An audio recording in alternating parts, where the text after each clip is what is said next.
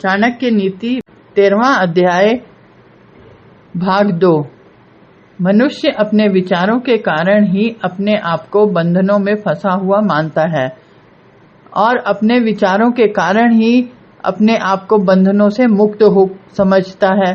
विषय वासनाएं ही मनुष्य के बंधन के कारण हैं और विषय वासनाओं से मुक्त होकर ही मनुष्यों को मोक्ष प्राप्त होता है। अपने शरीर के अभिमान से नष्ट हो जाने पर, अपने आप को परमात्मा से युक्त जान लेने पर मन जहाँ जहाँ जाता है वहाँ वहाँ ही उसे समाधि से युक्त समझना चाहिए। मनुष्य की आत्मा और देह दोनों अलग हैं। जब व्यक्ति को इस बात का ज्ञान हो जाता है तब उसका शरीर संबंधी अभिमान नष्ट हो जाता है।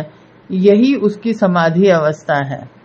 मनुष्य के मन में सभी इच्छाएं कभी भी पूर्ण नहीं होती क्योंकि वे सभी भाग्य के अधीन हैं। इसलिए मनुष्य को अपने जीवन में संतोष धारण करना चाहिए। जिस प्रकार हजारों गायों में बछड़ा केवल अपनी माँ के पास ही जाता है, उसी प्रकार जो कर्म किया जाता है वह कर्म करने वाले के पीछे पीछे चलता है। बेढंगे काम करने वाले को ना समाज में सुख मिलता है और ना ही जंगल में।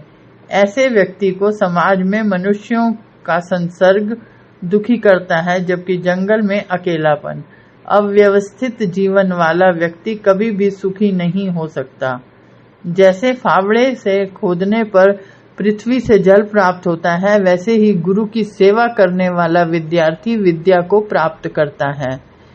मनुष्य को कर्मों के अनुसार ही फल मिलता है और मनुष्य की बुद्धि भी कर्मों के अनुसार ही कार्य करती है।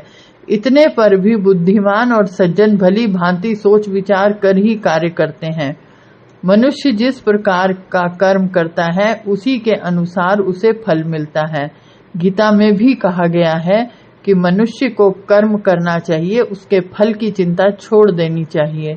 इसीलिए यह और भी अधिक आवश्यक हो जाता है कि मनुष्य सोच विचार कर ही कर्म करे। बिना सोचे विचारे कार्य करने से कार्य सिद्धि नहीं होगी और फल की प्राप्ति की तो आशा ही नहीं की जा सकती।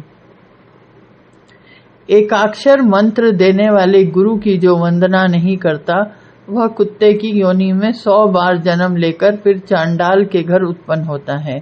एक अक्षर का अर्थ यहाँ पर 2 प्रकार से हो सकता है।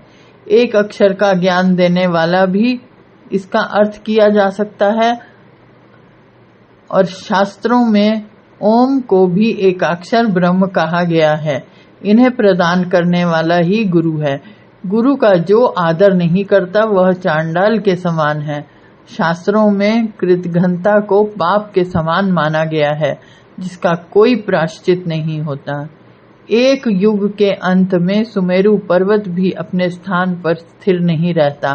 कल्प के अंत में समुद्र भी अपनी सीमाएं लांघकर इस संसार को कष्ट में डाल देता है, परंतु श्रेष्ठ पुरुष अपने हाथों में लिए हुए कार्य को पूरा करने की प्रतिज्ञा से विचलित नहीं होते। इसका भाव यह है कि प्रकृति के नियम भले ही बदल जाएं, पर्वत और समुद्र भले ही अपना स्थान छोड़ दें, परंतु सज्जन व्यक्तियों ने जिस किसी कार्य की पूर्ति के लिए वचन दिया है वह अवश्य उसे पूरा करते हैं। वे अपने दिए गए वचन से टलते नहीं, भले ही उन्हें इसके लिए अपने प्राण गंवाने पड़े। राजा दशरथ ने अपने वचनों का निर्वाह करने के लिए ही तो अपने प्राण त्याग दिए थे। वे जानते थे कि राम के बिना जीवित रहना संभव नहीं है, फिर भी उन्होंने राम को वन में भेजा।